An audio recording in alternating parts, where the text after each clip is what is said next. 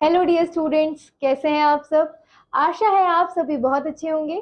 तो आइए बच्चों, शुरू करते हैं हमारा नेक्स्ट चैप्टर, जो कि है चैप्टर नंबर 13, मेजरमेंट। ओके, तो बच्चों, मेजरिंग लेंथ, सबसे पहले यहाँ पर हम पढ़ने वाले हैं मेजरिंग लेंथ। देखिए बच्चों, straight lines, look carefully at the edge of the book, door etcetera. ठीक है, आप देखते हैं बच्चों कि एज ऑफ द बुक यानी कि बुक के कॉर्नर पे हम देखते हैं, जब भी हाथ लगाकर तो हमें एक एज नजर आती है ना, एज फील करते हैं हम।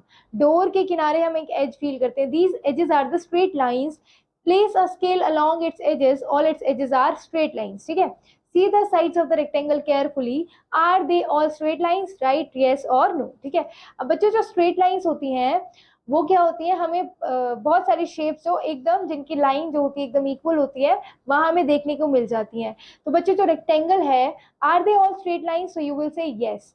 रेक्टेंगल में सारी की सारी क्या होती है, स्ट्रेट लाइंस होती हैं, सो you will write here yes. Okay, so you will write here yes। okay, now curved lines को बच्चों पढ़ेंगे हम, that curved lines that are not straight are curved lines। जो लाइन स्ट्रेट नहीं होती, कर्व्ड होती है, उन्हें क्या बोलते हैं, कर्व लाइन। जैसे कि आप ये रोप में देख सकते हैं स्टूडेंट्स, ये ऐसी करके कुछ लाइन है ना, these lines are curved lines। okay, now these are curved lines, you must have seen a long tape in tailored shop और in your house to measure length. ठीक है, हमने ये वाला टेप देखा है ना बच्चों, ये मेजरिंग टेप होता है। जब भी हमें लेंथ मेजर करनी होती है हम इससे करते हैं।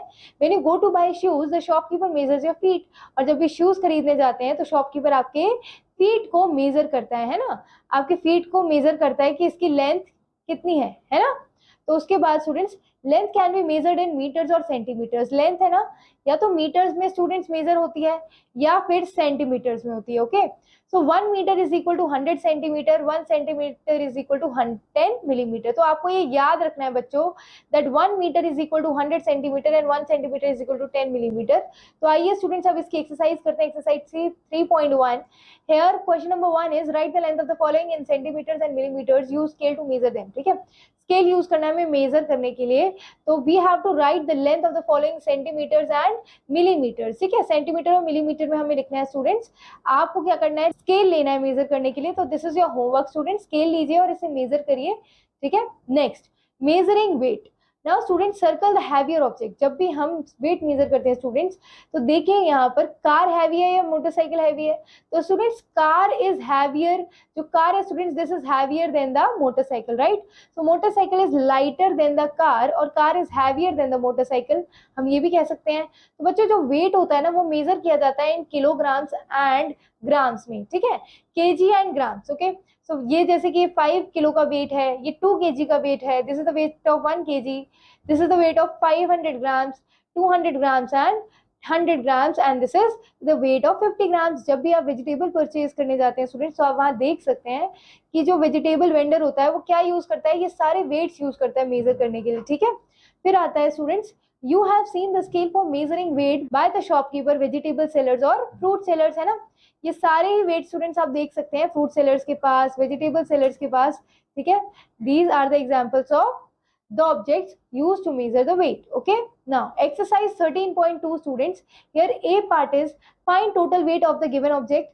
ठीक है, आपको टोटल वेट बताना है गिवन ऑब्जेक्ट का। ओके स्टूडेंट्स, तो स्टूडेंट्स आप इनका वेट मेजर करेंगे। ठीक है, for example this is 3 kg plus 3 kg plus 3 kg, कितना हो गया students total weight, 9 kg। Okay, अब यहाँ बताइए students that this is the how many weight, 500 gram, यानी कि आधा किलो के, हाफ केजी के ये सारे पैकेट्स हैं। और ऐसे पैकेट्स कितने हैं, 1 2 3 4 5 6 7 8, 8 इंटू 500 ग्राम्स, कितने ग्राम्स हो गए स्टूडेंट्स, ये 4000 ग्राम्स।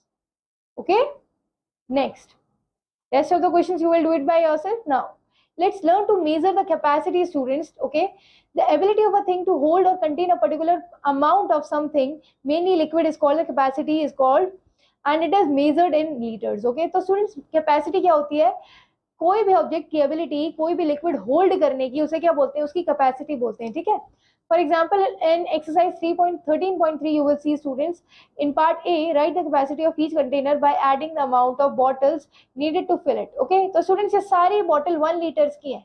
ठीक है, कितने लीटर्स की है, 1 लीटर्स की है। तो इस बास्केट और ये सारी बॉटल्स का पानी इस पूरी की पूरी जो बकेट है इसमें आ सकता है। तो इस बकेट की कैपेसिटी कितनी हो गई, 1 2 3 4 5 6 7 8, 8 लीटर्स की कैपेसिटी हो गई। अब बताइए जो थर्मस है इसकी कैपेसिटी कितनी होगी students, 1 2 3 4 5 litres the capacity of this thermos. Okay next, अब मुझे बताइए यहाँ जो बकेट है इसकी कैपेसिटी कितनी होगी, 2 + 2 + 2 + 2 + 2 इज 10, 10 + 2 इज इक्वल टू 11। तो आप देख सकते हैं, सॉरी 12।